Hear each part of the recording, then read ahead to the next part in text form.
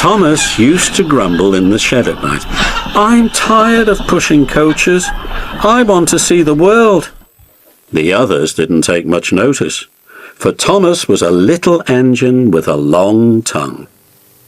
But one night, Edward came to the shed. He was a kind little engine and felt sorry for Thomas.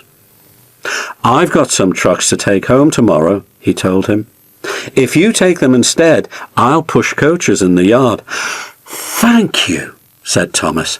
"That will be nice." So they asked their drivers next morning, and when they said yes, Thomas ran happily to find the trucks.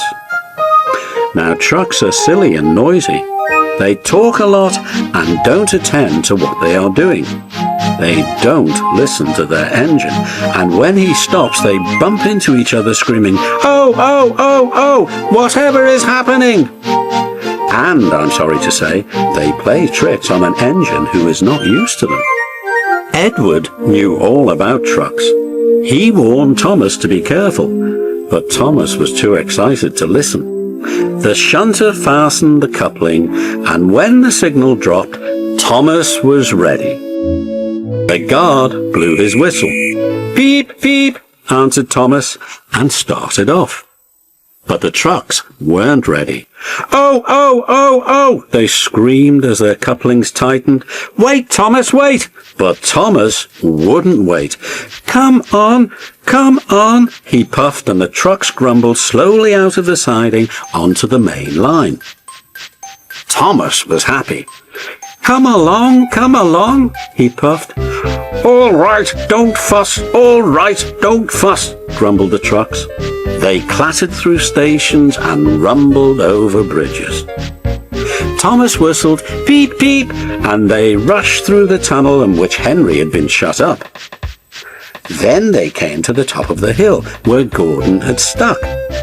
"Steady now, steady," warned the driver, and he shut off steam and began to put on the brakes. We're stopping," called Thomas. No, answered the trucks and bumped into each other. Go on," and before his driver could stop them, they had pushed Thomas down the hill and were rattling and laughing behind him. Poor Thomas tried hard to stop them from making him go too fast. Stop pushing," he hissed. But the trucks would not stop. Go on," they giggled in their silly way. He was glad when they got to the bottom. Then he saw in front the place where they had to stop. "Oh dear, what shall I do?" They rattled through the station, and luckily the line was clear as they swerved into the goods yard. "Ooh!" groaned Thomas as his brakes held fast and he skidded along the rails. "I must stop," and he shut his eyes tight.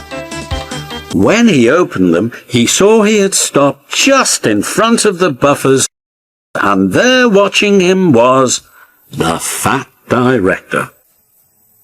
"What are you doing here, Thomas?" he asked sternly. "I've brought Edward's trucks," Thomas answered. "Why did you come so fast?" "I didn't mean to. I was pushed," said Thomas sadly. "Haven't you pulled trucks before?" "No." "Then you've a lot to learn about trucks, little Thomas. They are silly things and must be kept in their place. After pushing them about here for a few weeks, you'll know almost as much about them as Edward.